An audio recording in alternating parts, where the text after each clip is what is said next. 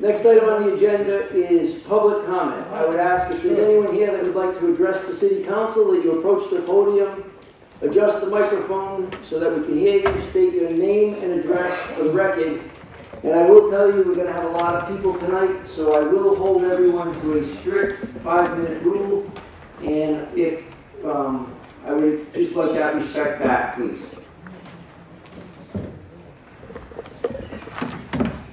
Reverend Rhonda Sharon, 1025 Park Avenue, Woonsocket.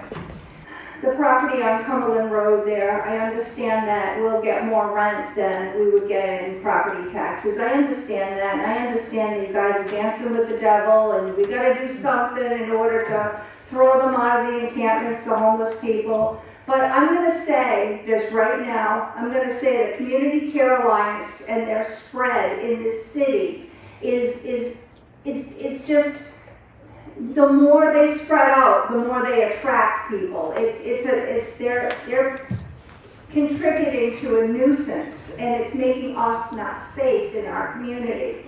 I think that they need to hold some more responsibility than they are doing. And as far as Pat Ford, I can say Pat, not in my community, Ford. I know that we've got promises we've made, and this open doors thing, and they've lied to me. And I know that once we don't have the right people to go in there that are homeless, then we're going to end up with them still being homeless. We won't be able to get rid of them. And where's it going to end? 50 beds, 500 beds? Where's there enough? There's not going to ever be enough. There's not going to be any end to this. I work too hard. I'm sick of supporting freeloaders. I'm really done. What else? So two little tiny things. I don't feel safe here. I'm sick of seeing the public urination. And two little questions like, where's our audit and what happened at the safety complex? Just little random things. Anyway, thank you. Thank you. Hi, I'm Deborah Duquette, and I'm actually speaking in favor of open doors. I was here in a homeless encampment, in a tent, and I did get some help from CCI. And then I got put into the Open Doors program. And the time I have been in the Open Doors, they have helped me find a way to work on getting my wrongful eviction expunged from my record. They have helped friends of mine overcome barriers to getting employed. They have helped us with health care, with housing, with employment. It is a multifaceted. If they don't know how to fix something, they find somebody who does know and puts us in contact with those people. Their primary goal is to get people to be rehomed in apartments, working, getting wages, and being productive members of society. They aren't just throwing people in buildings to get them off the street. They're encouraging them to regain their lives and their dignity. I cannot say enough in support of them. I realize that Woonsocket has experienced a great deal of people in tents. My feeling is if you want them out of those tents and actually being productive members in society, back open doors, because they facilitate it.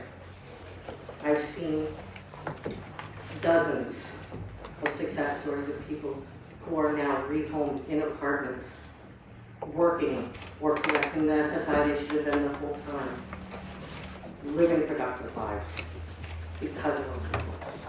Okay. Thank you.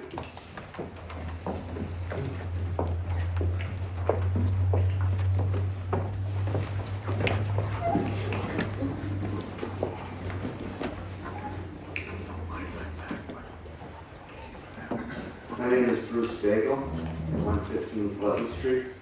I'd like to comment on the proposed ordinance to make it unlawful to have homeless shelter encampments on public property, complete with threats of tearing down these encampments and fines of up to $250 for those who persist in setting up another encampment.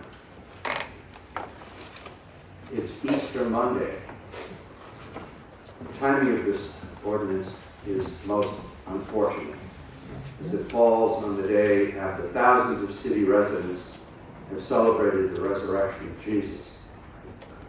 You may remember it was Jesus who taught us that it is our obligation to feed the hungry, shelter the homeless, and welcome the stranger. It's also the day Pope Francis has died. Again, thousands of Woonsocket residents mourn his death today. You may remember that the primary focus of Pope Francis during his 12-year pontificate was that we must care for the needs of the poor above all. Ironically, this now marks the day when the members of the City Council who introduced this bill are now walking down the same path that former Mayor Lisa Baldelli Hunt took just 2 years ago. The same mayor these councilors later vilified for her poor judgment and succeeded in removing from office. And it also sadly marks the day when this community attempts to reverse direction from being a pioneer in the cause to end homelessness through creative and humane means and settles instead for the path of least resistance, criminalizing and punishing the poorest among us. I am ashamed of the proponents of this bill, as I know many of my neighbors and friends are as well. I urge the other members of this council to reject this proposal for its lack of compassion and its embrace of a strategy that has no record of success anywhere. Thank you. Thank you.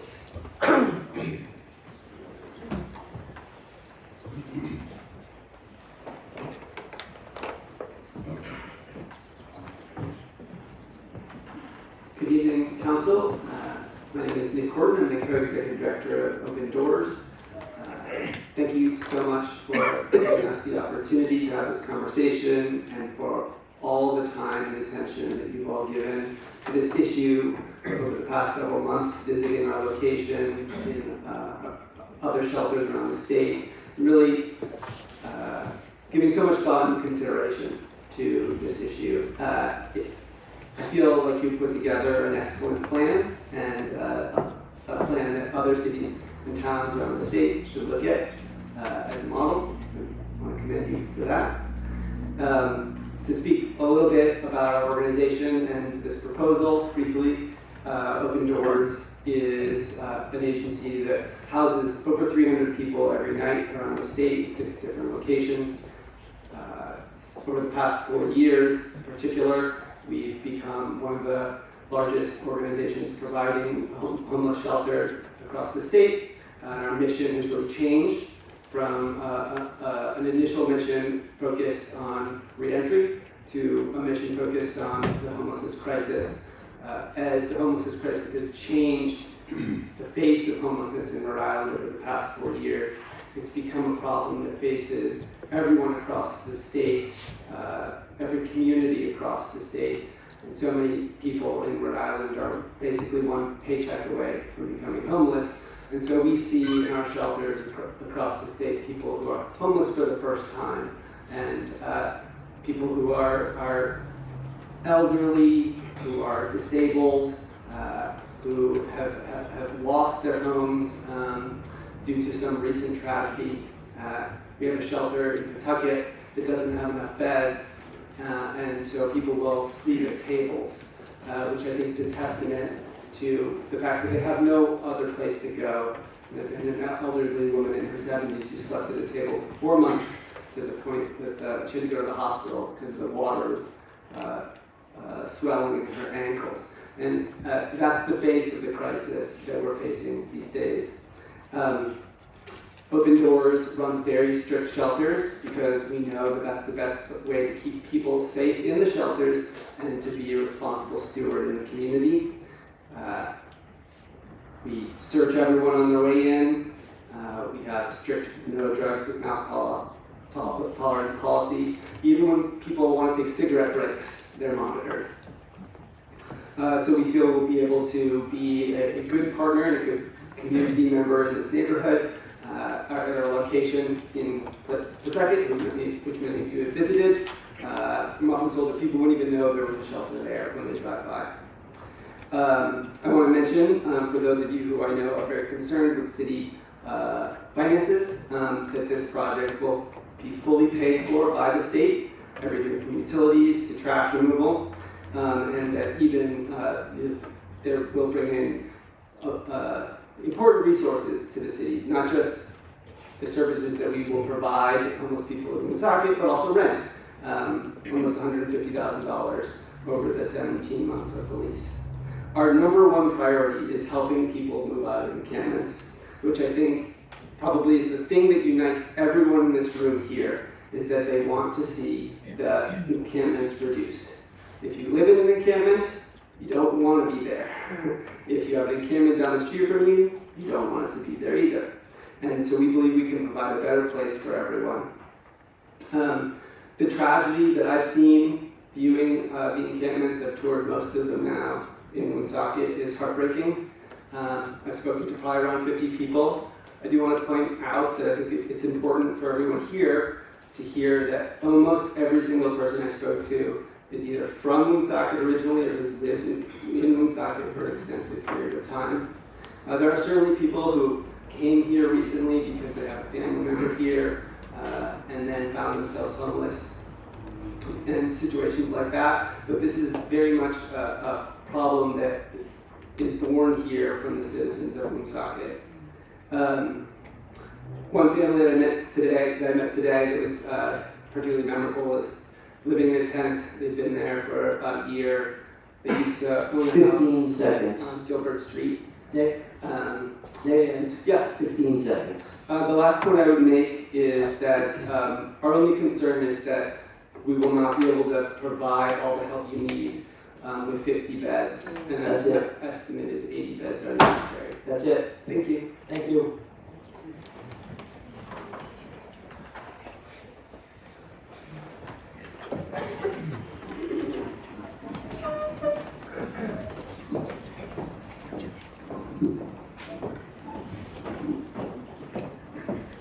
My name is Wally Rafton, 333 Robinson Street, Woonsocket, Rhode Island. I'm the chairman of the board of directors of the St. Anne's Arts and Cultural Center. First of all, I'd like to thank the City Council, Mayor Beauchamp, for his commitment to this city and to the people of this city. I'm just going to give you a brief update about St. Anne's right now.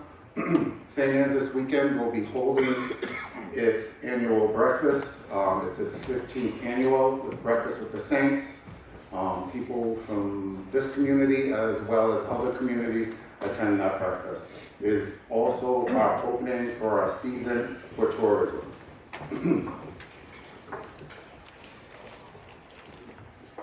With that said, St. Anne's was built during World War I. Frescoes came in World War II. All of the faces on the ceilings and walls are of the residents and parishioners during the 1940s.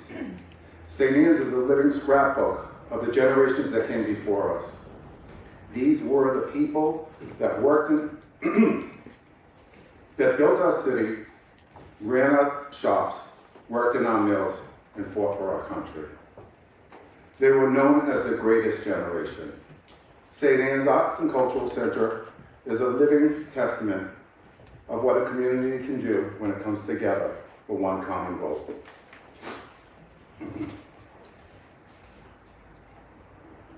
I'm also very proud today to announce, and we were going to announce it at the breakfast, but I decided I was going to announce it this evening due to several phone calls that I've received today after radio stations talked about the homeless situation. St. Anne's, during the month of February, was approached by the Rhode Island Commerce in regards of running a commercial and filming at St. Anne's. They didn't pick Lincoln, they didn't pick North Smithfield. They picked Woonsocket, and they picked St. Anne's Art and Cultural Center. And that was a gift. But I'm very, very proud because we stand up there with Newport and Block Island, and we show ourselves.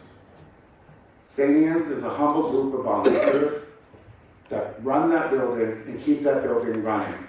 And it's not just for us.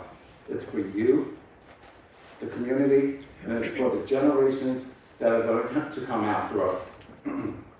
St. Anne's has been in the Boston Globe, Rhode Island Monthly, Yankee Magazine, PBS Treasures Inside the Museum, PBS Windows in Rhode Island, Windows on Rhode Island, Boston Chronicles, WCVB Boston Journal, Universal Pictures. Most of you may know that there was a movie filmed here in Woonsocket, Rhode Island. When Universal Pictures came into Woonsocket, they did not go to the mayor's office. They came to St. Anne's Art and Cultural Center first to see if we would sign the contract. I did not want to sign the contract after reading the script because of the type of movie it was. I did ask the question at that time, what does this mean for the city of Woonsocket? They're my neighbors, they're my friends.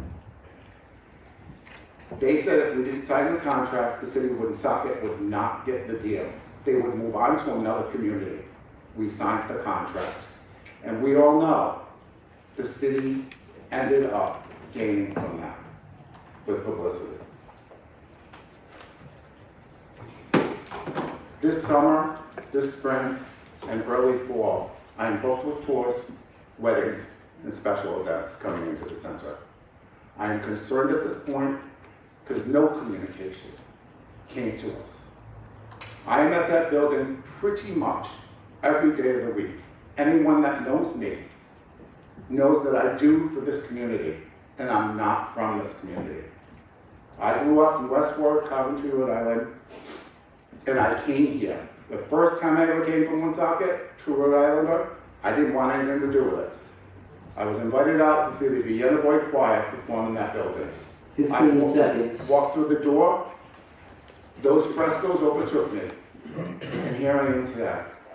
All I'm asking from the city council and the mayor is to pick up the phone and give me a call. I support what you're doing.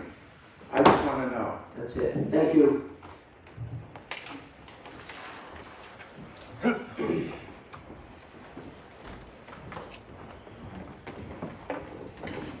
Good evening. I want to take us back to the pledge with liberty and justice. Can you state your name and address? Yes, I'm getting there. Thank you. My name is Michelle Taylor. I am the Vice President of Social Health Services of Community Care Alliance. Again, back to the pledge with liberty and justice for all. I was born and raised in Woonsocket, where I resided for the first 24 years of my life. I have dedicated the last 28 years of my life working in the city, working with some of the most vulnerable residents that live here and that need our support and help. I'm here because I'd like to ask you to postpone the vote on the ordinance prohibiting camping on public property. I believe that the ordinance is motivated by an effort to address the challenges of the blossoming homelessness that has occurred statewide and has disproportionately impacted Woonsocket. From 2023 to 2024, the state has seen a 35% increase in homelessness. The single biggest factor for that has to do with the lack of housing. We know that the city has been very active in the last couple of years in terms of addressing this need. We know that the city far exceeds the 10% rate of affordable housing that it needs to have. We see the efforts of the mayor and many on the council who have been working tirelessly to address this problem, and it is appreciated. So that is the reason we are asking to reconsider this ordinance, because the effect of it would probably work against the efforts that are already in place through many of the action plans that exist. In Rhode Island, the housing wage for a 2-bedroom apartment at fair market rent is $33.20 per hour. This means that an individual needs to earn that much in order to be able to sustain housing. That's not the case. We know that the average person in Woonsocket makes below that. Literally half of the population in Woonsocket makes below a housing wage, and that puts them in a precarious situation. Implementing this ordinance will not only not solve the homeless crisis within the city, it would exacerbate it. There is literally no place for people to go. We have teams of staff working with the homeless population working very hard to get people into shelter and even better into permanent housing. And we have been successful, but the reality is the lack of housing means that it can take months and sometimes years for certain populations of individuals to be able to be housed. The vulnerability of the people that we're working with means that they require nursing home level of care at times, places where we cannot put people, subsidized housing, supported housing. There just isn't enough of this housing to go around. We know that Woonsocket isn't the only community that should be responsible for this. Cumberland, Lincoln, or Smithfield, local towns also need to play their part. But the reality is, as was pointed out earlier, the vast majority of people who are homeless right now call Woonsocket their home. This is where they were born and raised, and this is where they want to be supported. With some of the people that we've dealt with in the last couple of weeks, we have a young mother who has an infant who's escaping domestic violence. We have an elderly woman whose husband passed away. She could no longer afford to pay her rent. We have families where their rent has been raised $300, $400, $500. They can't afford to pay their rent. These are not people who are looking to take advantage of the system. We have people who are suffering from cancer, people who are having hip replacements, who are having to reside in homelessness because there literally is no place for them to go.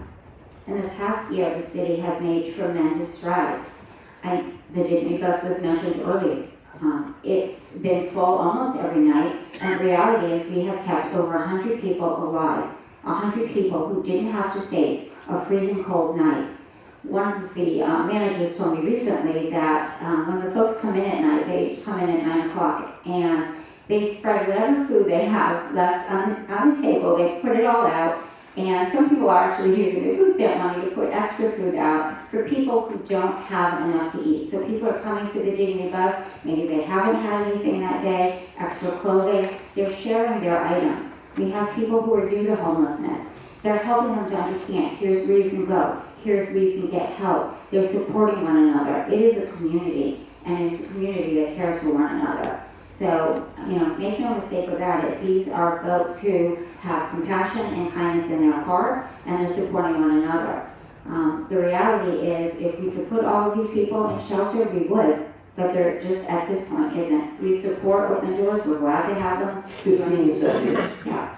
And again, I would just ask you to reconsider. There's a lot of really great things going on in the community. Please work with the existing resources and think about what are some ways that we can satisfy the needs of all of our residents. Thank you.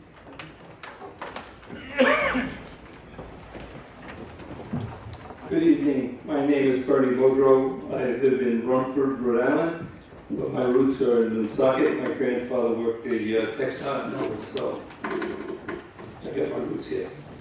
Thank you for the opportunity to register my concerns about the proposed ordinance to prohibit camping on public property. I speak from my experience volunteering with the Rhode Island Homeless Advocacy Project, Brown Medical Street Medicine Program, and Better Lives Rhode Island. Nobody wants to make their home outside. But when a home is lost for whatever reason, and shelter beds are all taken, there is no alternative. People are forced to find the resources to create their own outside protection, put up tents. If they're able to do that, they end up in the bus shelter or on the street in doorways or sitting up all night in a warming hub if the temperatures drop below freezing. This past winter, there were homeless Rhode Islanders who actually died. Living outside is a public health crisis that affects us all. For the many people experiencing homelessness, it is both physically and mentally damaging. The extreme suffering of homelessness and its resulting daily hardships break people down, fosters substance abuse and mental illness, making it increasingly difficult to manage day-to-day living. Forced evictions and closures of encampments without taking care of the shelter and housing needs of the inhabitants is simply inhumane. Evictions worsen the community homelessness problem and are ultimately more expensive than providing shelter. The evictions are a cruel process for already suffering individuals who need our understanding and support, not punishment and further injury. I understand the difficulty the council faces in wrestling with the complex and disturbing issue of homeless encampments. I would say it is commendable that the city council is also considering a very positive ordinance to provide an additional 50 shelter beds on Cumberland Street. I went by it tonight, it's a beautiful building. While the need in Woonsocket is much greater than that number, the additional beds under the capable management of Open Doors will certainly help. The city is still left with the needs of Woonsocket's unsheltered individuals who have tents and makeshift shelters as their only alternative. There is a better way for Woonsocket to address the encampments problem than the implementation of the proposed ordinance. Nationally and in Rhode Island, homelessness has grown consistently every year, with the unsheltered homeless numbers increasing the most. If one community closes all of its encampments without rehousing services, the unsheltered must move to a nearby town.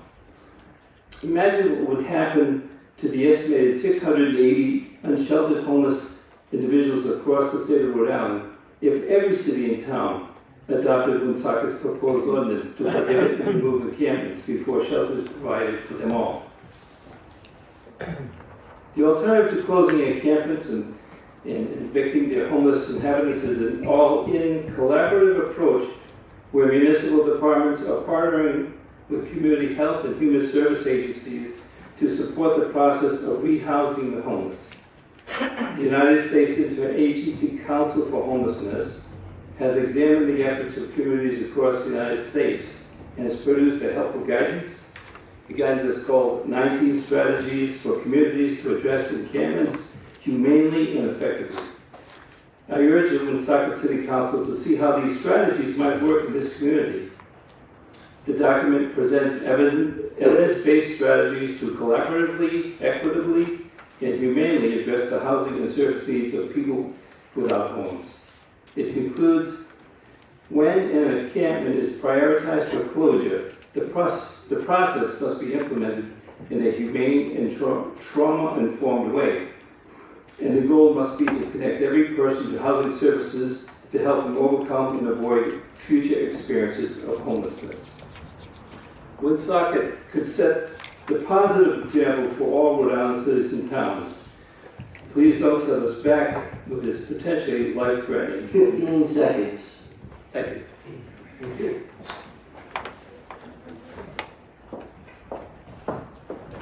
Good evening, honorable members. My name is Donald King, 60 Burnside in Providence. And I didn't prepare anything. I'm here to let you know I'm in favor of Open Doors opening the shelter up here. And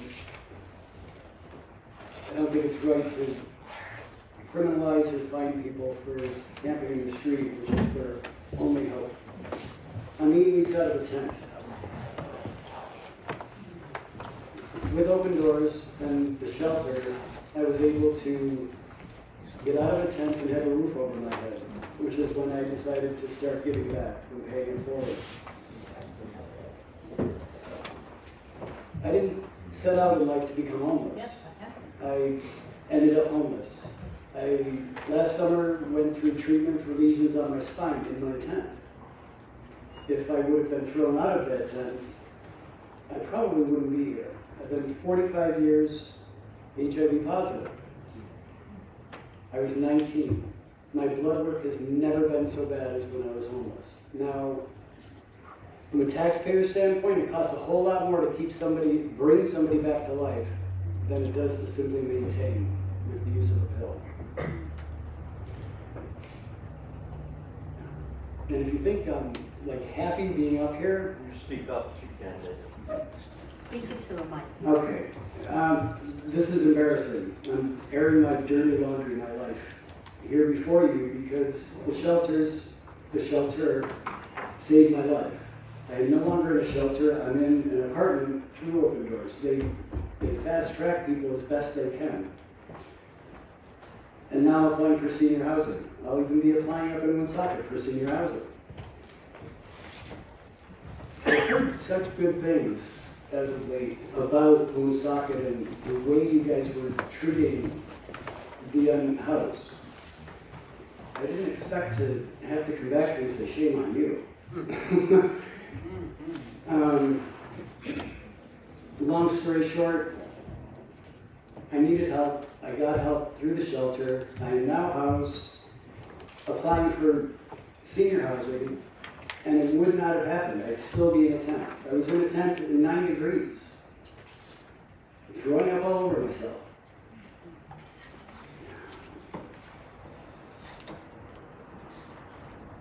Changing my clothes in 9 degrees at 2 in the morning.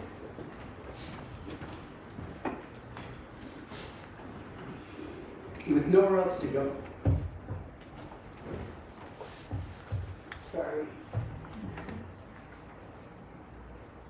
If you think being humiliated is standing right here talking, it is. I didn't set up like to do this. So now, I worked 45 years. Worked since I was 19, which is when I became HIV positive. I'm not used to standing here saying, help. I'm no longer unhoused, but people need help. And to criminalize them or us is absurd. It's kicking somebody while they're down. Food, pay the fine. Go to jail, pay the fine. Because it's between food and paying a fine for living and going home known. It's just not right. It's not even human. And opening this shelter here would give Woonsocket a reason to be proud, nationally proud, as a community, for leading the way, because it's housing first. And a shelter is the first step towards being a productive member of society, having a house, and gaining one's pride back. Thank you. Thank you.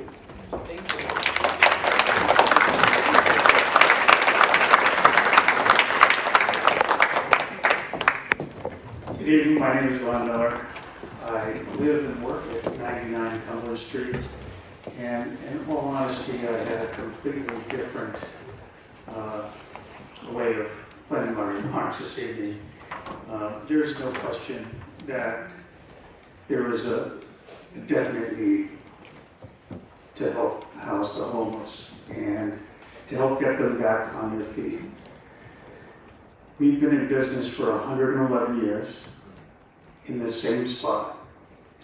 And contrary to what some people may think, we will still be in business as the Former Funeral Home for many, many years to come. When, Community Care Alliance was our next door neighbor, we never had any issues really at all. If there were any, I would simply call Ben Lesson and he would take care of everything right away. I think our concerns are mostly security issues, curfews, public drinking, anything like that. Because what's ultimately most important to us is the safety and the respect of the people who are attending funerals, our families, and we reside there, we live there. Our children come over to see us with our grandchildren. So we would hope that that security issues be put in place so that, to respect the people that are attending services there. And that's, again, had a completely different thing to say. But one of the things that I hate to see is, and some of those sheltered encampments are just on the other side of that property. And I've seen them. And we need a place to go. But we just ask that the abutters, that we have some respect in terms of security. So, thank you. Thank you.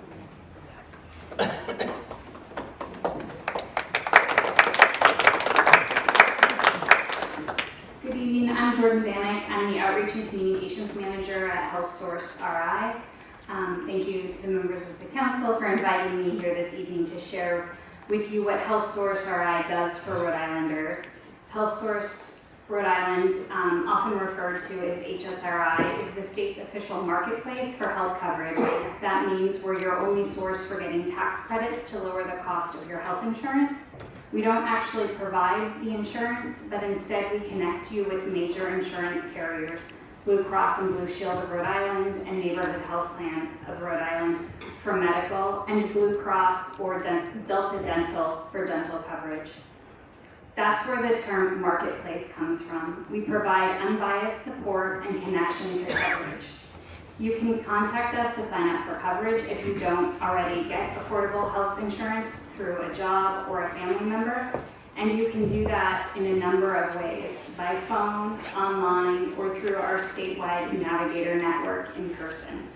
Our navigators are trained helpers who work in community settings like health centers and other social service agencies. We connect you with a plan that meets your budget and your needs. And if you are income eligible, we are also able to sign up for coverage through Medicaid. Last summer, we learned Rhode Island has its lowest ever uninsured rate, with just 2.2% of Rhode Islanders not having coverage. And at the end of February, we completed our 12th annual open enrollment with a record high enrollment of 42,695 individuals and families. We know this was a community effort and appreciate anyone who shared open enrollment with their community, family, friends, and neighbors. It's also worth mentioning that HSRI has a program for small employers that provides coverage to another 8,500 employees and families through 1,200 employers who come through HSRI for their small group insurance plan. We actually cover about 20% of the small group market in the state. HSRI is the only place where Rhode Islanders can receive advanced premium tax credits to help pay for their individual and family health coverage, with customers qualifying for nearly $16.3 million in advanced premium tax credits in January 2025. Currently, 88% of HSRI customers receive financial assistance. At present, 30% of HSRI customers pay less than $10 a month to stay covered. The historically high levels of financial assistance made available through the American Rescue Plan Act and extended by the Inflation Reduction Act remain in place, meaning that coverage through HSRI became more affordable than ever for plan years 2021 through 2025. Without federal action, those enhanced premium tax credits stand to expire in December. With changes like the potential end to the enhanced premium tax credit on the horizon, HSRI will continue sharing information and provide you with the most up-to-date information. If anyone listening tonight would like to sign up, we do have a community newsletter. You can be added to the list by emailing info@healthsourceri.com. We are now in our special enrollment period. What is special enrollment? It means you need to have a qualifying life event, sometimes shortened to QLE, to sign up for coverage.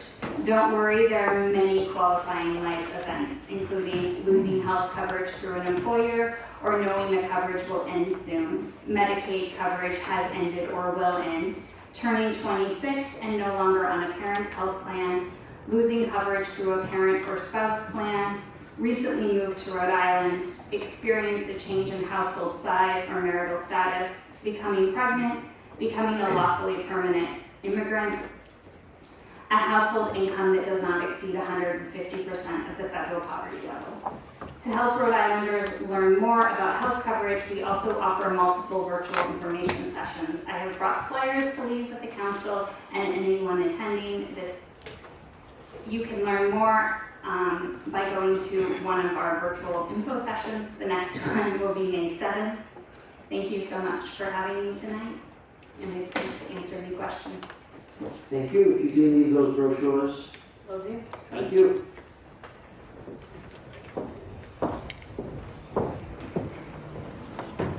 Hi, my name is Haley Durling. I speak on behalf of, can you say your name again? Haley Durling.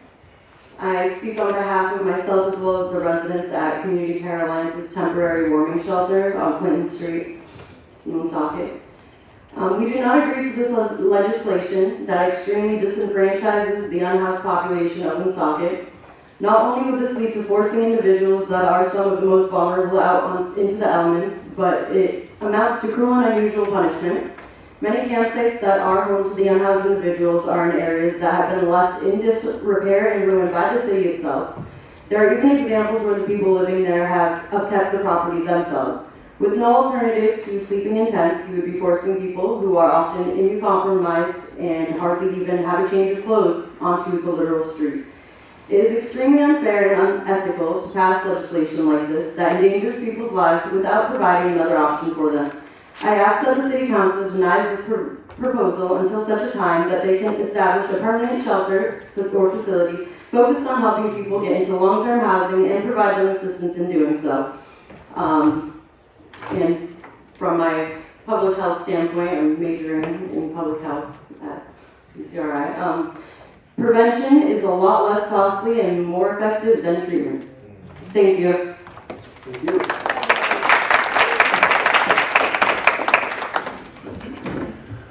Stephen Weber, 181 Rock Ridge Drive, Woonsocket. I'm going to take the opposite side. I commend Jim, Dan, Denise, and Michael for the legislation brought tonight. We want the drug encampments out of the city. I speak from a place, I hear all the sad stories. I ruined my life with alcohol. You're going to lose everything unless you get off the stuff. I lost everything in the first half of my life. Most of these people in the drug encampments are druggies. And I have no sympathy for them. None.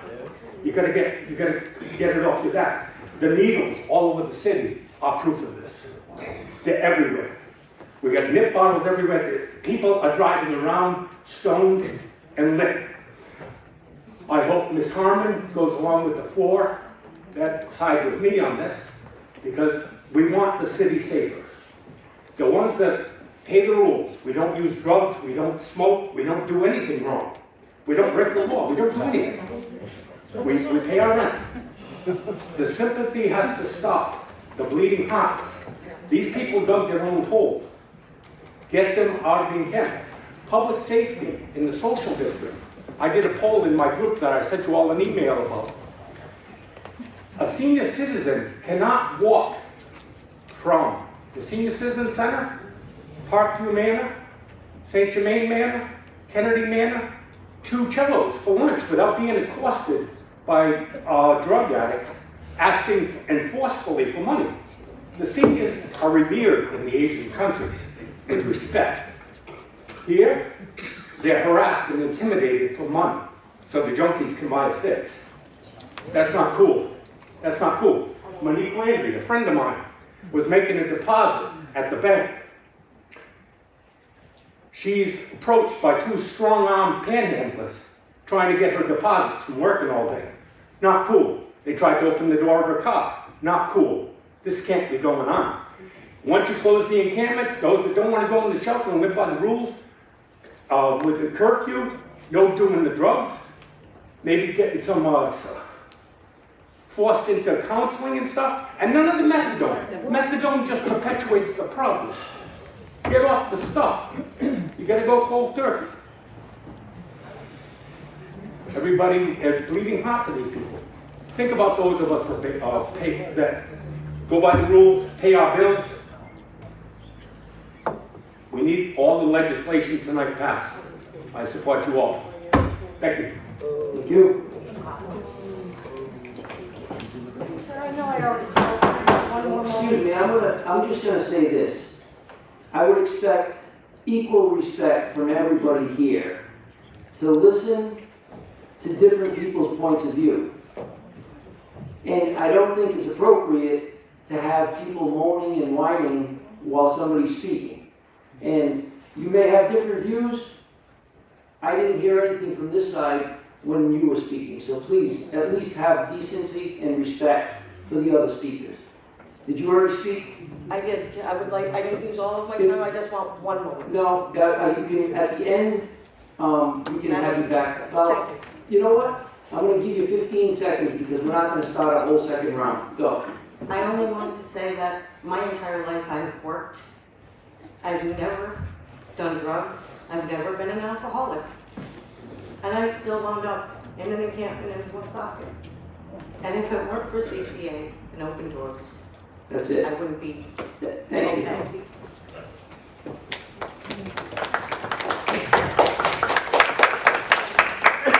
Good evening, Council. My name is Matthew Dennis. I'm a former resident of 295 High Street. My mail goes to 245 Main. My ID says 66 Social. I am currently homeless. I am also enrolled in school. I have nowhere to live. Not everybody out here wants to be out here. And I understand some of the concerns this last gentleman states, but that's not every single homeless person out here. Not everybody's out here to try and rob and steal from you. Not every single one of us is a drug addict. I'm actually in recovery myself, suffering from mental health problems in the past. And I was a severe alcoholic for years, so that doesn't mean everybody's a bad person. Now, a lot of these people out here, that while I understand people's problems with some of the issues, not all of these people are getting the help they need. There's a lot of mental health problems going on with people who are unmanaged and untreated, and that obviously plays a big role in the way people have to live their lives. Now, I'm all for open doors coming in here, but I'm against criminalizing homelessness here, because this is some of the only safe places people can find. This is their only security, and if we start kicking them out of where they are now, where are they going to end up? They're going to be sleeping in front yards, all over the sidewalks. I mean, all that's going to do is exacerbate everything and make it worse. So I really don't see the point in trying to find people, possibly even put them in jail when they're already in such a bad situation. Some of these people are fleeing domestic violence and other violent issues at home. A lot of these people, like I said, with the mental health problems, they can't manage and maintain an apartment or a house. There's not enough housing here to move all these people out of these encampments and get them off the street, no matter how many beds open up. There's still going to be more people right behind them. So all you're really doing is just making their lives worse at the moment. Unless we can actually solve the problem by getting them off the streets first, then I don't understand how this is really going to help anybody at all.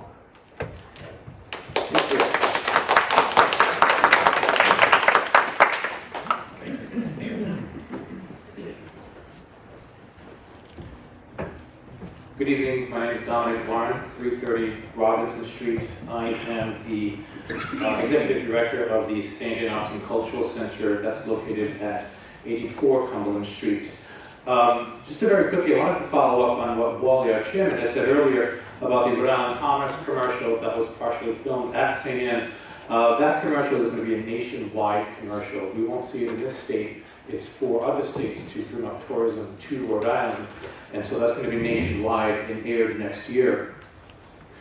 We're not necessarily against the homeless shelter. But what we are upset about is not being included in the discussion. No one from the city, no one from Open Doors had the decency to reach out to any of the neighbors to discuss this with us. At the St. Anne Cultural Center, we already are dealing with nip bottles all over the place, hypodermic needles all over our property, panhandling, urinating in the side pits of the building and on the building, defecating in the pits and on the front steps of our building.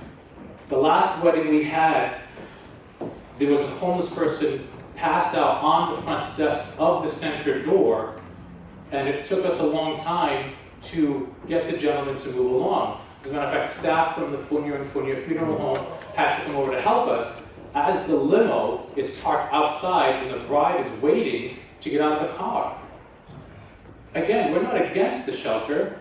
We just want to be included in the discussion as far as what are the increased measures of safety and security going to be. Because once we start concentrating more people into that area, the nip bottles, the hypodermic needles, the handhandling, the urinating, the defecating can only increase. And so, again, we just want to be included in the conversation because we're already getting phone calls from potential people that want to rent the building asking us these questions, and we have zero answers for them. So guess what that means? It's going to be lost revenue for us for giving up our lives trying to save the historic structure in the city. Fournier, if they wanted to, they could move. Even Open Doors could actually pack up one day and move. The St. Ignazio Cultural Center cannot move because the building itself is the cultural center. We're stuck. So again, we're just asking to be part of the discussion. We're not against it. We just want out. We just want in. So we can give guarantees to those who want to come to Woonsocket, because that's what we're doing. We're drawing people. We've had weddings from California come to Woonsocket because of that building. We're going to lose that if we're not part of the discussion. And if we can't set guarantees for people wanting to come use our building and wanting to come to the city of Woonsocket. Thank you. Thank you.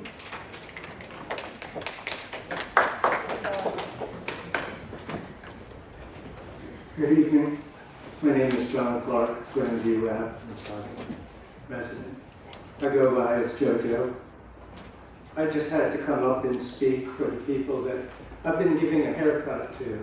So many of the homeless people. I've been working with the House of Hope down on at Thunder Mist, giving haircuts to the homeless for the past year. And I just felt like I'd like to come up and say, I stand against this ordinance. This is going to make a lot of lives difficult. These people are just in bad times, either challenged with addiction, but many are not. I find so many great people with so much courage, and they tell me their stories, and they're heartbreaking stories. I do not want to see it become even worse. I think we can all pull together, use our heart, not a stone, to correct this issue. Thank you for hearing it tonight. Thank you.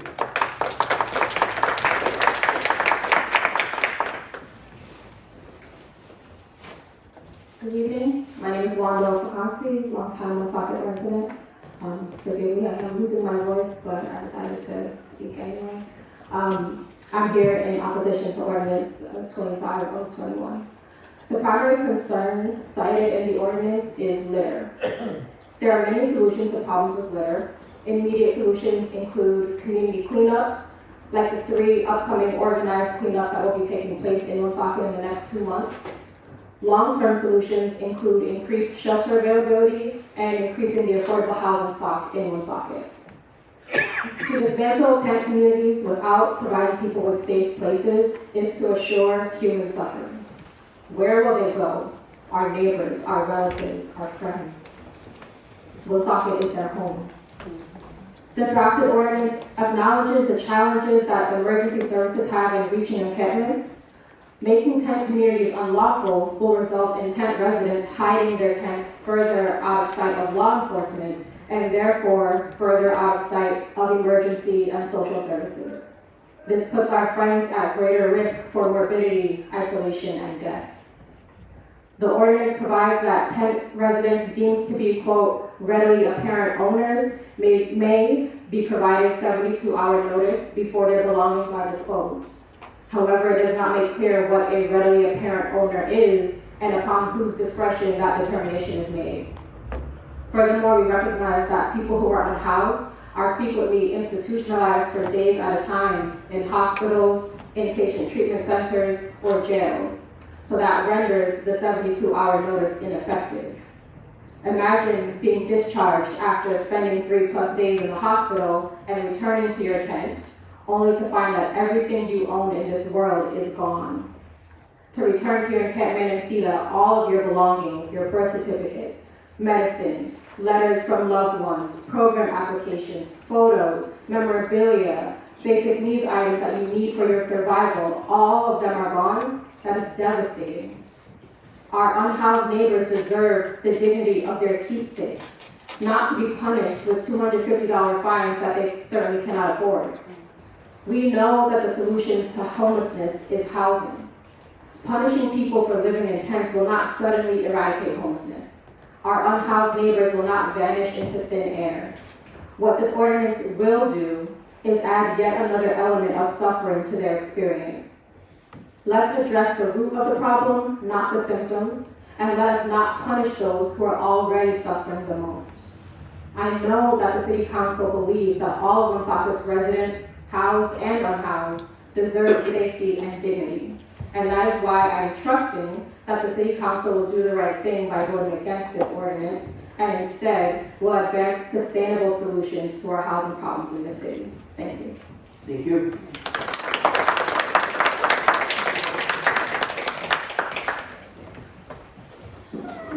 Good evening. Can you hear me? Estelle Buttle, 648 3rd Avenue, Woonsocket. I'm here to say I hope it goes through. You know, you can't even walk the streets. And as you heard before, you know, we don't feel safe as pedestrians anymore, whether you come to a stoplight or any of that. And I get it, but there has to be someplace else. Us taxpayers are taxed, you know, we're gonna be homeless because, I mean, we're taxed so high that it's not even funny. We don't have any businesses coming to take any of that. We need businesses here. On another note, American Legion 5th annual spaghetti dinner for Purple Up for the military kids. It's Saturday, April 26th from 4 p.m. to 8 p.m. It's $10 a person. And they're gonna have raffles and all that stuff. Now, and on Sunday, we're having a meat raffle, starts at 3. And then after that, at 5 o'clock, we have what they call 3-card match. So, and that's $2 per set. So I hope to see a lot of people there. And thank you very much and have a blessed night. Thank you.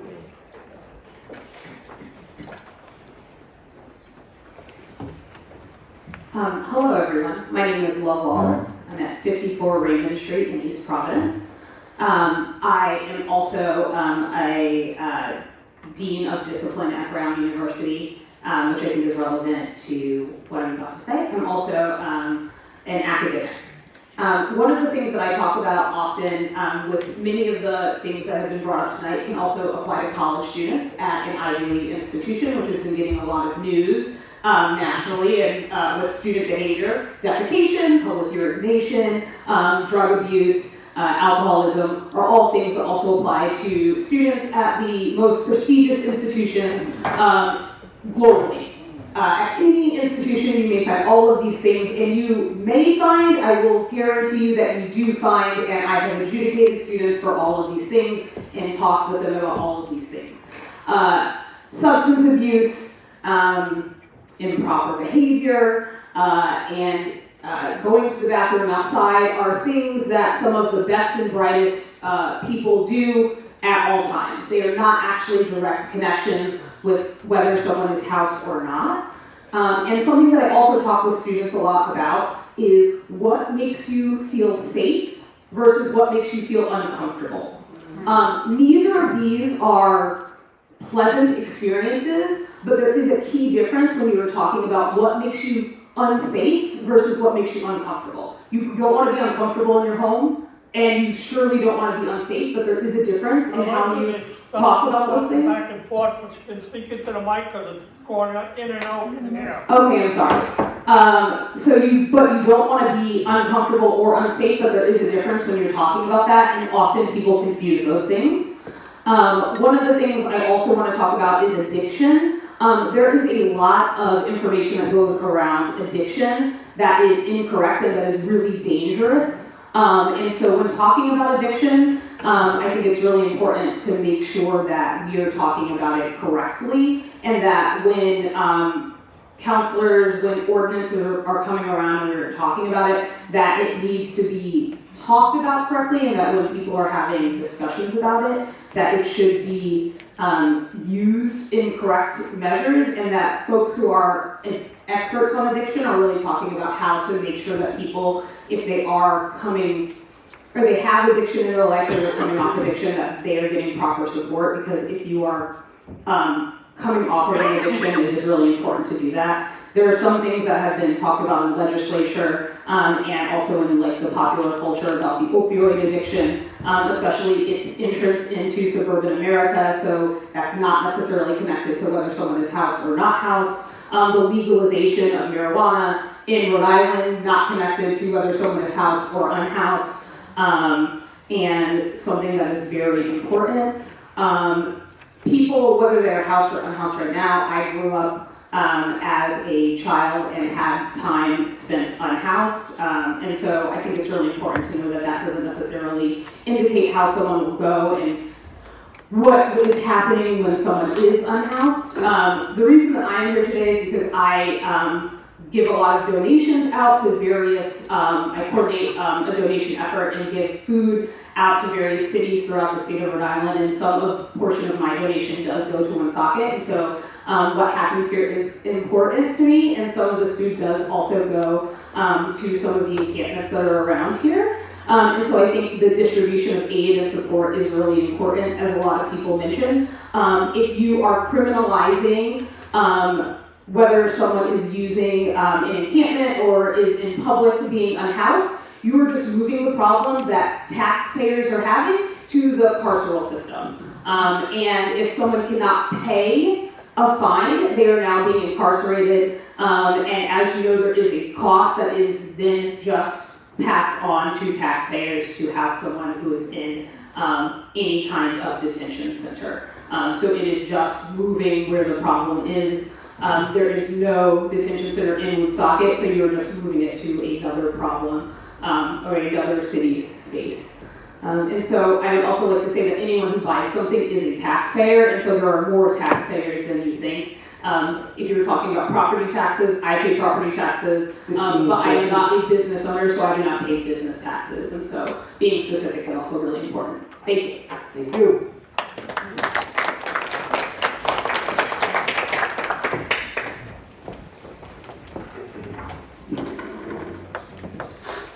Good evening, Council President, Council members, Garrett Maniseri, 224 Coast Street. I wanted to be back here tonight to share some concerns about items that are not on the agenda, and then also one item that is on the agenda. The first item that's not on the agenda is any attempt to sell city property or vacant land. And I still struggle as to why we are not doing that after we are facing a large tax increase of organic that we are not using, we're not selling unused or unneeded property. Some of which we've owned for years, just vacant empty land that could be housing or commercial use, and some buildings will lay vacant year after year that could be used for better purposes to attract investment, tax revenue, and create jobs. I still would challenge any real estate professional to stand here in my shoes and say that we shouldn't be selling this property now in this high real estate market when the city also needs money badly in the short term to settle tax appeal lawsuits, which would ease the burden on the taxpayers. I'm also disappointed to see that there are no city appointment letters, which is now required to be submitted to the council monthly so that the council and the public know who the city employees are so that they can contact them and have their constituents contact them. And I also strongly call on the council and the administration to get out of the waste incineration business, which we know we've had multiple meetings about, and hopefully we can bring some much needed relief and quality of life to the residents of East Woonsocket and Vernon neighborhoods that have dealt with this over for decades. So I also have concerns, and I'm not opposed, but I do have concerns about the shelter and the location. So there is legislation to authorize the lease of 181 Coleman Street to Open Doors. My concern is that selling and leasing property without public bidding process is now required, which is now required by the city code to sell or lease city property. The property was not turned over due to a lack of payments or tax liens, but instead stolen by the former administration as an attempt to kick CCA out of the city, which was confirmed by the governor. I struggle why the city cannot run the shelter ourselves with our local people, apply for the state funds for the staffing, and ensure that these people get the services they need to move on to better lives. Again, I'm not opposed to Open Doors. I don't know too much about them, but I know they do exist to collect the funding, and they collect to maximize the amount of beds that they have, not only here but in other communities, to again achieve the funding. I have my doubts that 50 will be enough and will try to increase over time. So if the shelter is run locally by us, or at least by a local organization like CCA, we all know best how to help the local people, and it will ensure that the communities, other communities will step up to the plate to create their own shelters for their residents that are unhoused, because we can't just be the only one in Northern Ireland to do that, along with Pawtucket. But the suburbs also have to contribute too. So I know some people don't like the process of selling city property because it's not easy, it's not quick, but it's not supposed to be that way. This is publicly owned property, and that's why the public have the right to have their property be properly marketed to the leasees or to the buyers that the city suits for. So I also have a question as to the commercially zoned building for this use. We currently, in my opinion, don't have a shelter section in the zoning code, which I think needs to be added. 181 Comer Street is zone C1, which allows for residential use on the upper stories, so not on the first floor or the basement level.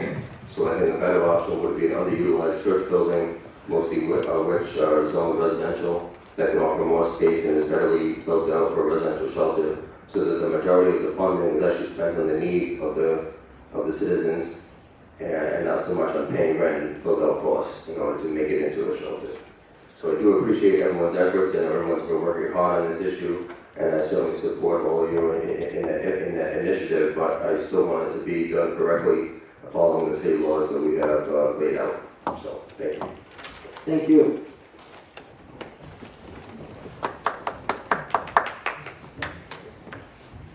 Good evening. My name is Megan Smith, 73 Babcock Street, Providence, and I'm keenly aware that I'm an outsider here, so I'll keep my remarks brief and mainly here to support my local colleagues, both those who are staying outside and those who are working with that community.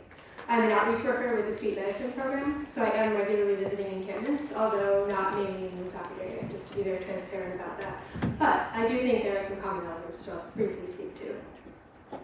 And it's disappointing to be here tonight because I've looked for a while now at Woonsocket as a model for how to address homelessness, coming from working in places that have not generally been as thoughtful and as community-oriented and as collaborative as Woonsocket. It's disheartening to be here now on the side of a really disheartening anti-slavery ordinance that goes against a lot of the things that I've come to recognize as Woonsocket's values and unique ways of approaching this really challenging issue that is the rise in unsheltered homelessness.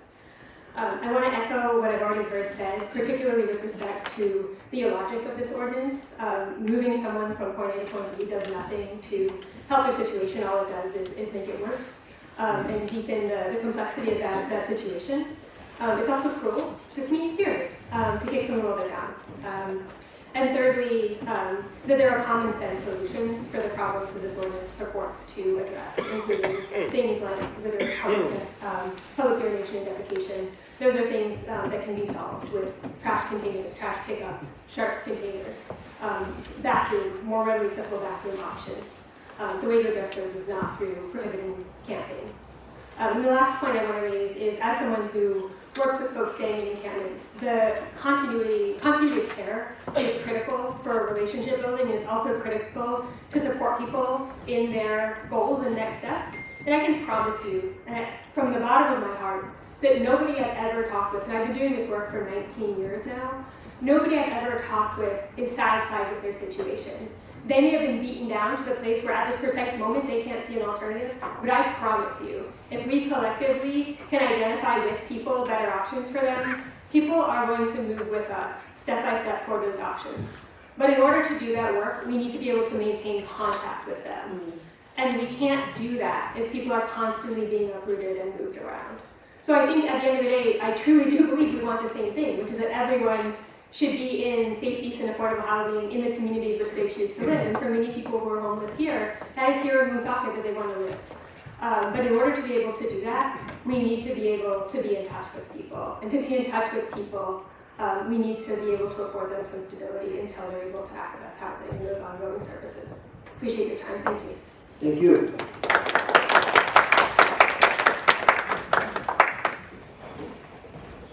Hello, and thank you for your time this evening. My name is Frances DiVigilia. I live in Burrville, and my husband is a co-owner of a 50-year Woonsocket manufacturing business.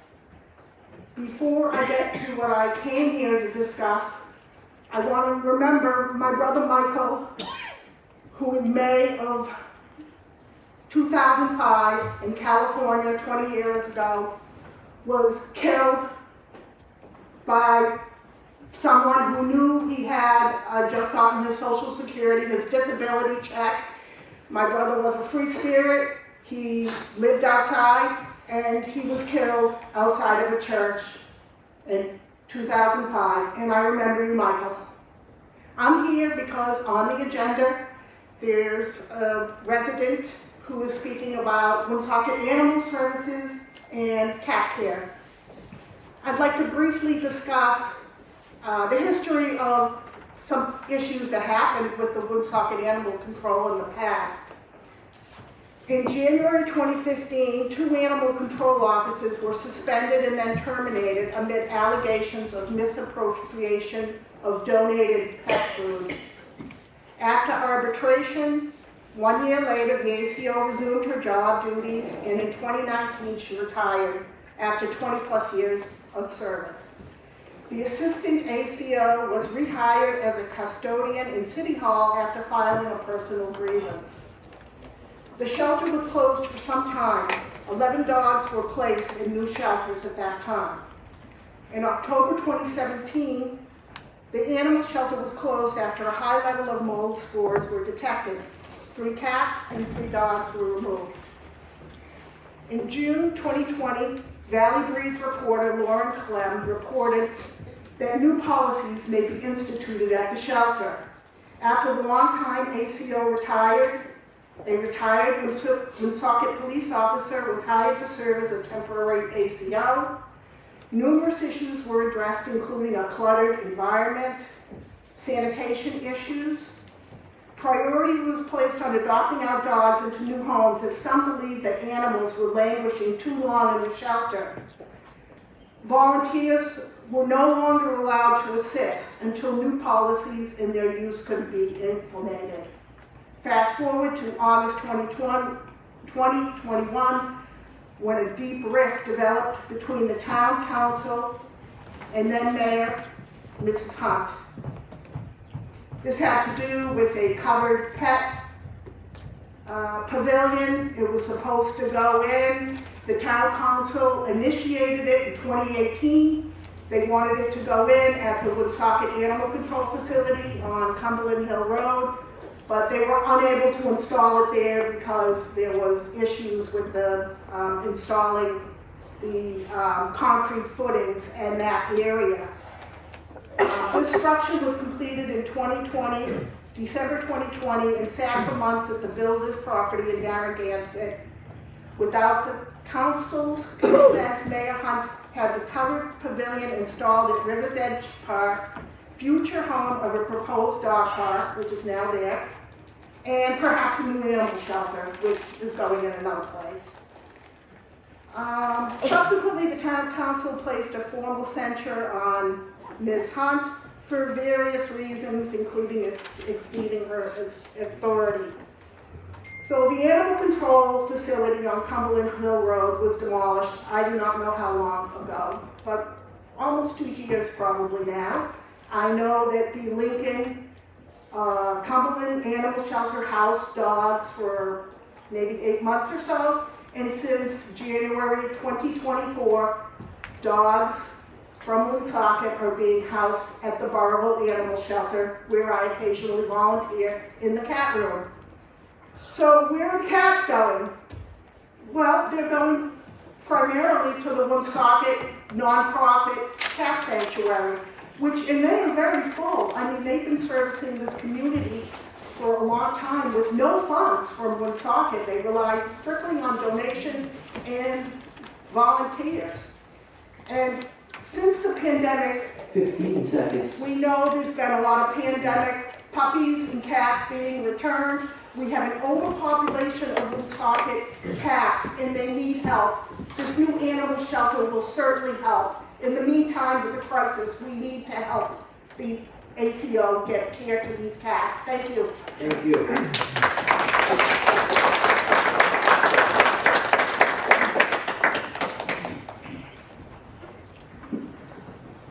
Hi, my name is Monique Landry, 56 T-Bolt Ave. I love the cat ladies. They do good work. I want to talk about first, this is my dog Carter. He passed away July 3rd last year. There was a lot of fireworks going on, and we have no ordinance or rules about neighborhood fireworks. I have a real problem with fireworks going on in the neighborhood. My dog had experienced a stroke. He was an older dog, he was 9.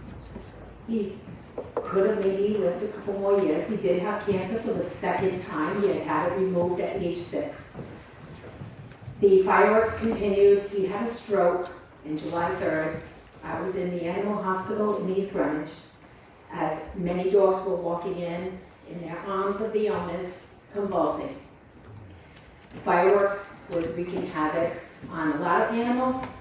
There's also veterans with PTSD. There's people that probably were in harmful situations, have PTSD, and the sounds are horrible to those people. The other thing is we now have a sensor light showing how people speed around consumers. But that took for someone to die first. Do we have to wait until a firework is smoldering in someone's mulch under their home, and now they're going to bed, it's 3 in the morning, and you wake up the sirens because your neighbor's house is on fire and someone dies? Is that when you're going to stop the neighborhood fireworks? The police don't want to come out because they can't be bothered. That's just petty. Well, it's not petty. I lost my dog Carter. And there's other dogs and people who have lost their mind, hide in tubs. I'm not saying take away the fireworks to the city. We can work around that. People can go for a ride with their animal, or the person can leave, they can sedate. But you can't sedate from the neighborhood fireworks that might take out your neighbor's house. So that was my first problem. My second is lately I'm not liking, and I'm looking at you, I'm sorry, because you're the deputy, the security for the police. A lot of the remarks that are coming from the police stations is not very cool. There was a lady on Cassinell that had full videos of the perpetrator trying to rob her, and the cop says, well, if we see them, we'll tell them not to go back. I called the dog officer because I had a dead rodent in my salon lot, and I had removed a cat from the street because it got hit by a car. I'm not going to let an animal like that become mutilated, so I carried it in, put it in a box, and held on to it in my shop until she got there. But I wasn't going to pick up the dead squirrel. And the police told her, you don't have to go do that. That's her problem. It's on her property. So this is kind of the remarks that we're getting from the police. Another customer told me that her cars were being robbed. Another neighbor had chased the person, and the cop says, what do you want from us? What do you want us to do? I want you to do due diligence. I want them to do their job. On my third note, I'm torn. I'm completely torn because I feel you all. I could be you. I'm one paycheck away. I work 2 full-time job equivalent. I run a shop for the last 25 years. And when I tell you, I don't go to cookouts. I don't get to go to parties. Shit, I didn't even get to go to my son's baby shower because you know where I was working.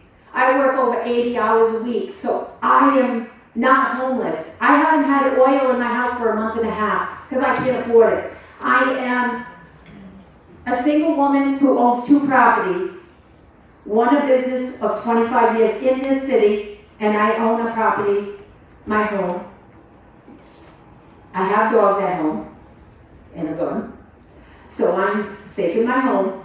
But when I leave my property at the salon, I can no longer go do a night deposit because I was approached. 15 seconds.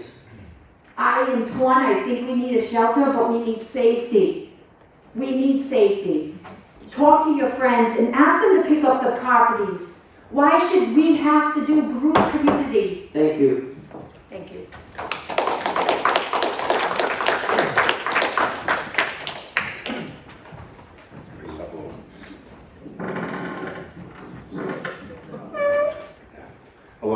My name is Sean Marshall. You're too tall. I live at 370 Second Ave here in town. I wasn't planning on speaking tonight, but I've been making a few notes. I'm going to try to make it quick. I'm not from Woonsocket, but I've lived here for about a year now. I was homeless this past summer for 4 months. I lived between Privilege Street and East School Street. That was my home. I just want to share some first-hand experience of that life.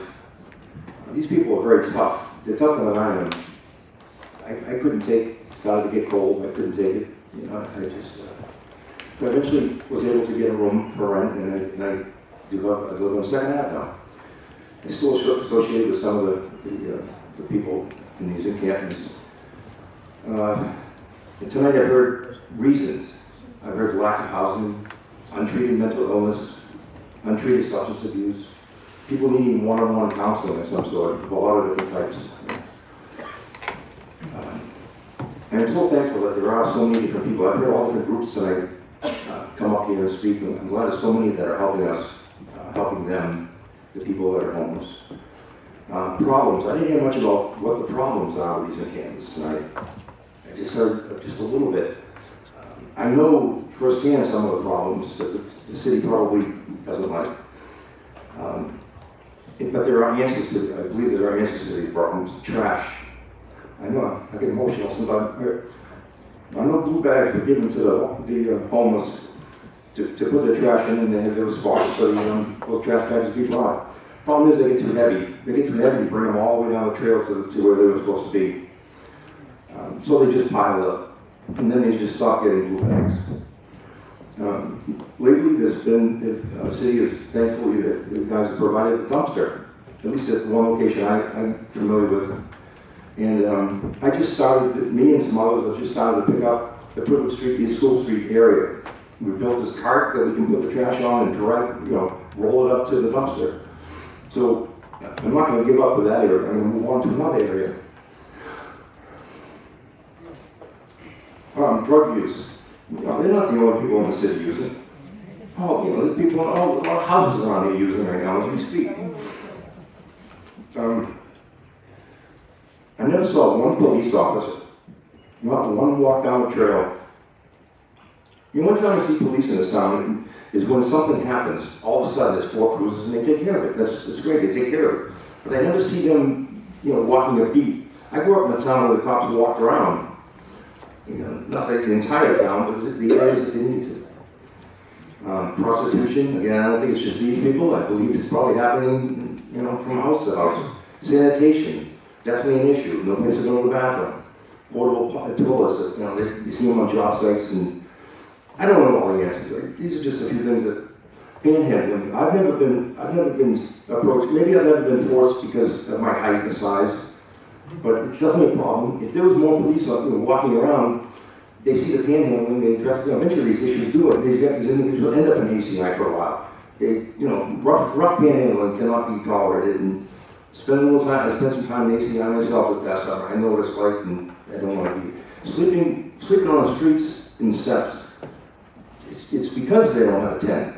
So somebody mentioned on the steps of a church. If the city actually provided tents, provided a place to set them up, they wouldn't be on the streets, they wouldn't be on the steps. These people are just that, they're people, just like us, not the homeless, they're people. I'd like to ask the council to not pass this ordinance. Thank you. Thank you.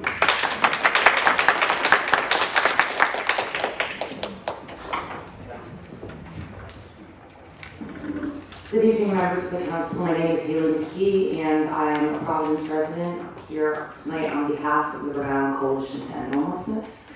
I've had the pleasure of being able to volunteer in your city for some time now, and I've seen firsthand how leadership and just the way that the community has responded to this issue has changed for them over the last couple of years or so. I've seen members of the council, mayor, pick up shovels and spend their Saturday afternoons helping members in the community who are at their most vulnerable stages. And when I'm working in the State House every day, I'm asked by a lot of elected officials, and tough ones too. I hear they're doing some wonderful things in Woonsocket. We were asked that, elected officials asked that by a committee chair, so we can help them out, and they confirmed it.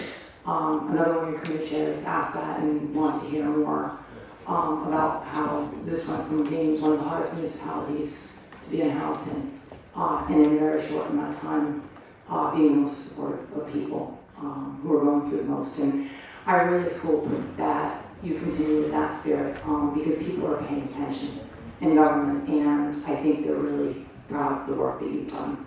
I think that the ordinance is a step, is a departure from that spirit, and I understand the frustration. As far as the trash pickup, it is kind of disappointing. I wish that the outcomes were going a little bit differently, but I don't think it's impossible. I've worked in encampments all over the state. There's a similar composition to the ones in Woonsocket, and the residents there, I've seen them maintain their space autonomously. So I think that this might just be a case of humans. It's really easy for us to make up habits that aren't very helpful, and a lot of times it takes us to get into healthy or productive habits. I'm guilty of that on any and every given day. So I'm confident that, and I'm happy to support the city in helping encourage the resident encampments to help be part of this cleanup solution, because I see how hard people have worked in their spare times. As far as the fees are concerned, we send people to court generally. We go to court when we've done something wrong, right? I don't see how that's the appropriate place to send somebody who's experiencing extreme poverty. In my other job, I researched hundreds of people across the state who are residing in shelters, encampments, and they're some of the bravest, most resilient, wonderful people I've ever met in my life. What happens when we send messages to them that you're placed in court because you can't afford to put a roof over your head? It just pushes them further away. They feel less connected to their community, and trust me, they feel like they're part of your city.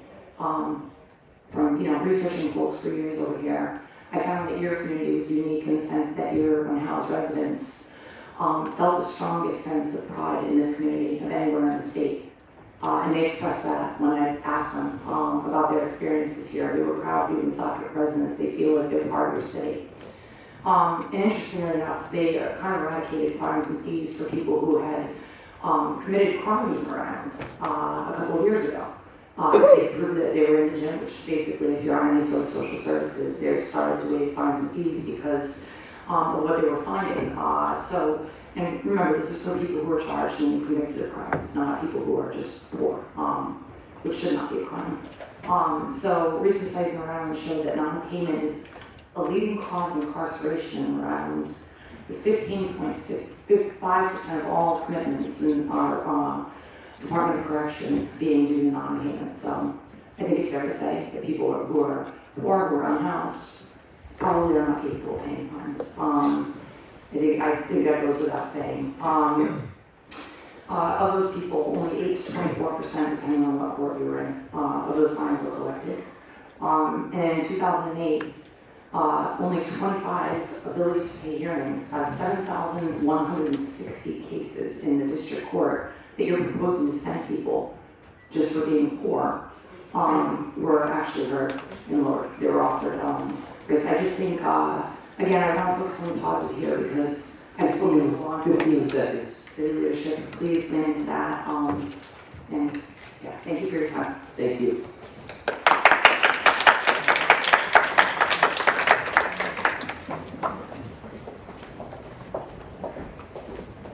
Good evening, Council. My name is Bonnie Safarski, and I run the Lagos Project. I want to North Main Street in Woonsocket. Before we start, 4 years ago, a young man overdosed in the city of Woonsocket by the name of Clifton Dubois. So I just really wanted to raise that up. He was also housed and had parents. I also stand here before you as a daughter of two folks that used and with a mother that subsequently lost her battle. Just a couple quick things I want to say since I just see and hear a lot of what's being talked about. 91% of the overdoses that happen in the city of Woonsocket per Rado actually happen in private residences. So that means that those are people using drugs inside their homes. So that's the first thing that I really want to address. The only other thing is that I ask City Council at least wait for open doors to open so that services are available for these folks should this ordinance pass. Thank you. Thank you.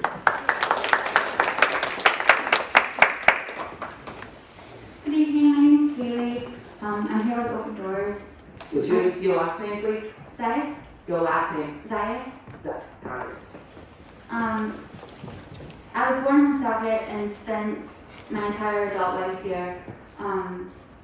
Every apartment I've ever had has been in the city, and that includes the tents I've lived in. The encampments are an unbearable way to live, yet unfortunately the only option at that point is absolute rock bottom. I've been saved by Open Doors shelters. I've gotten clean and sober thanks to Open Doors shelters.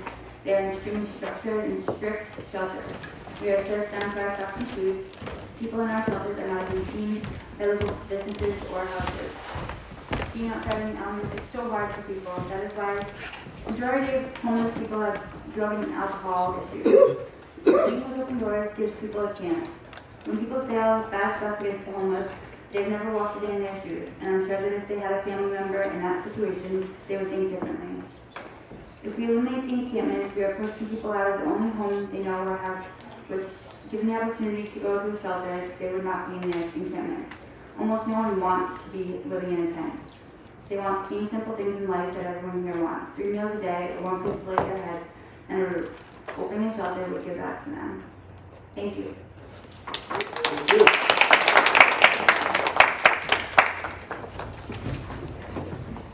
Hi, my name is Prohibiting.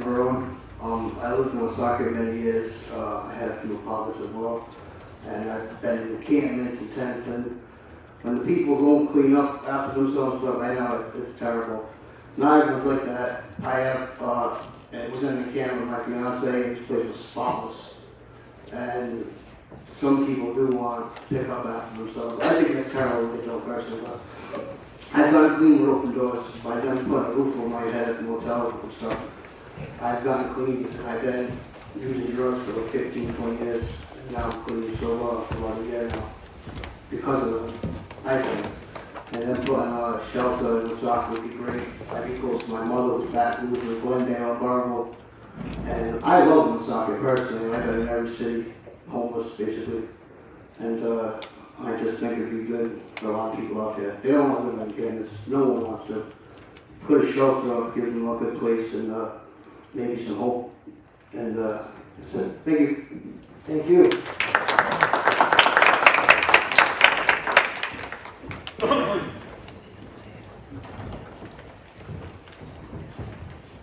Good evening, my name is Pat Ford, I'm 42 Oriental Street in Providence, Rhode Island, and I'm here in my capacity as Executive Director of Libertarian Mutual Aid.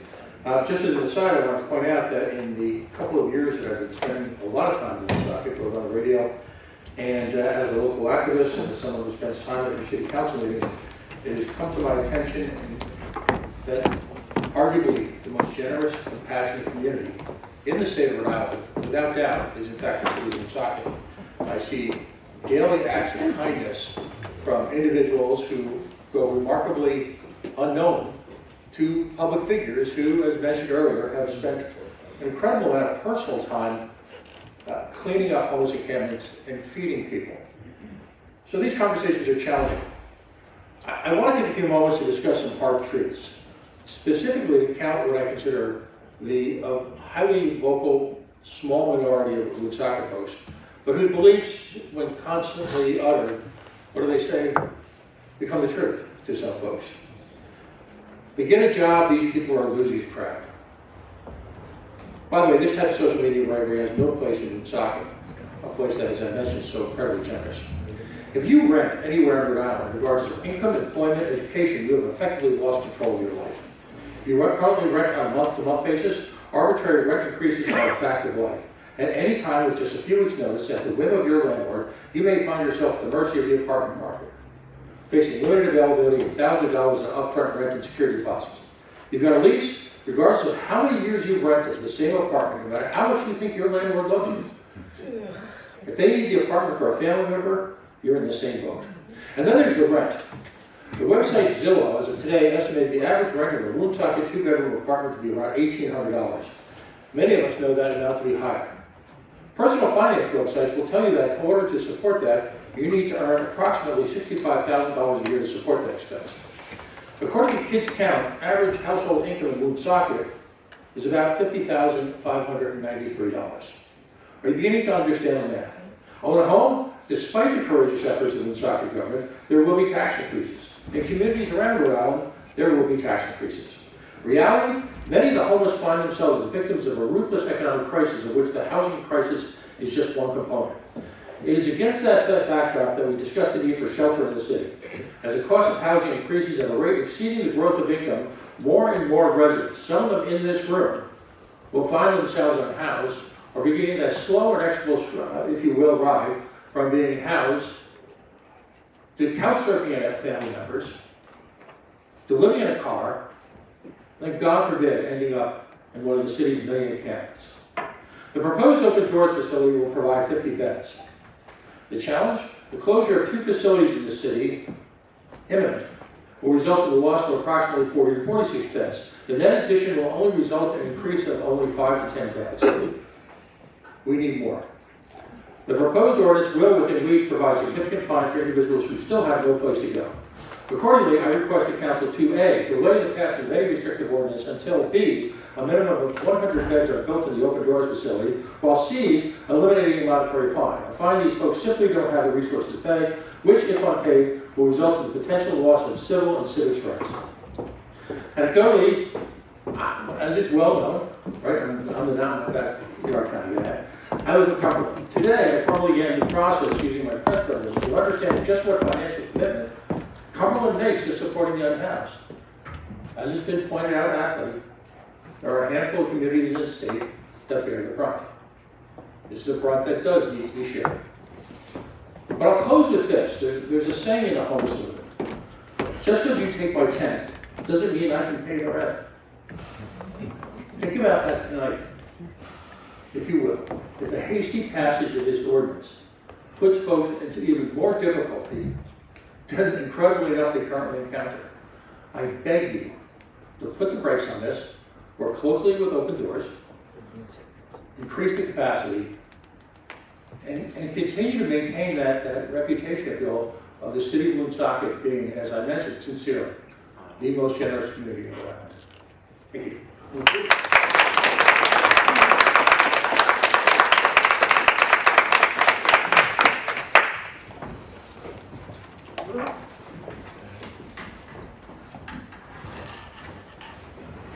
Moving on to the,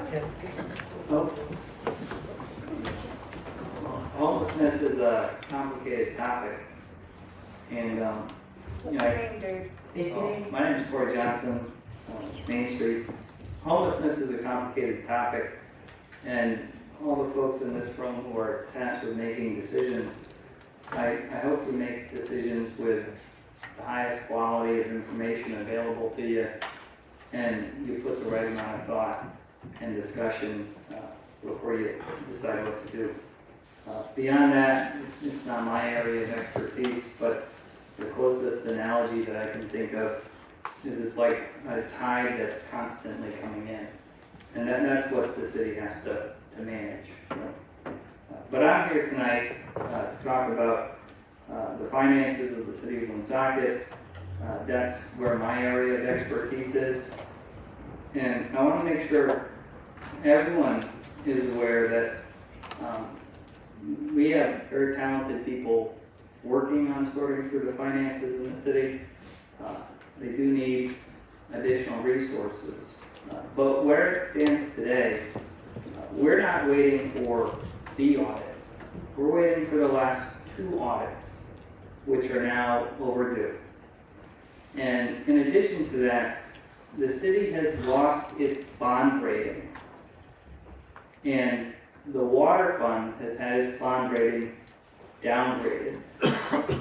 And the questions that the city needs to answer now beyond what does the next budget look like, you need to answer what kind of city are we going to manage financially, and what sort of bond rating should we expect to maintain in the future, because that drives the long-term durability of this city. And it's everyone in this room's responsibility to get your eyes up on that horizon as it relates to the finances here. Thank you. Thank you.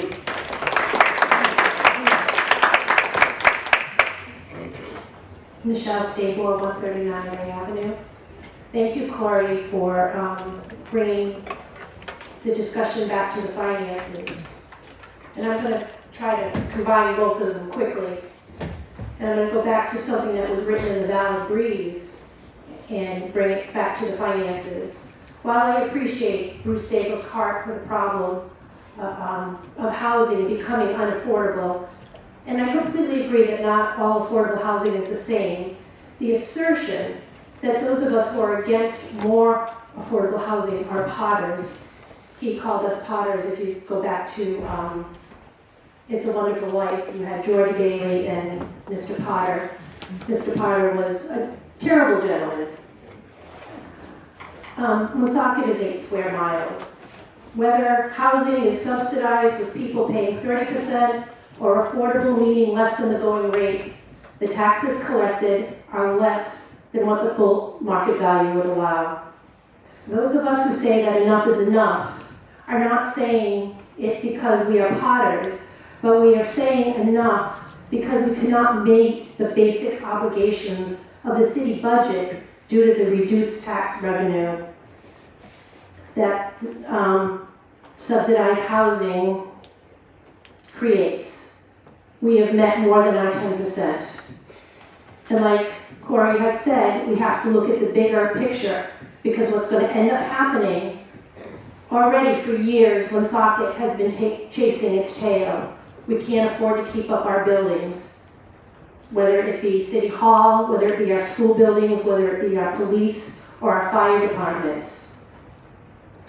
And like Mr. Ford said, we are a very generous community. We have people doing all kinds of things.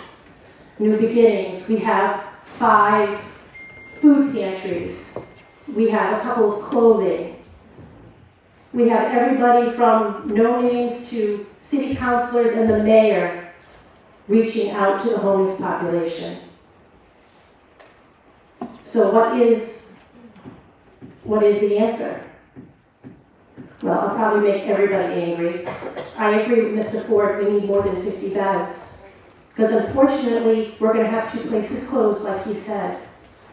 But at the same time, I think we need the ordinance. We need to get the people off the street somehow and say that you can't be there. Businesses aren't coming in. We have people leaving. People are getting discouraged. It's bringing down the whole community. And when you do that, you're imploding from the inside. So we have to attack it from all places. So I would hope that you might consider increasing the beds, maybe delaying when we put the no camping ordinance in place, if possible, but they both need to happen. Thank you. Thank you.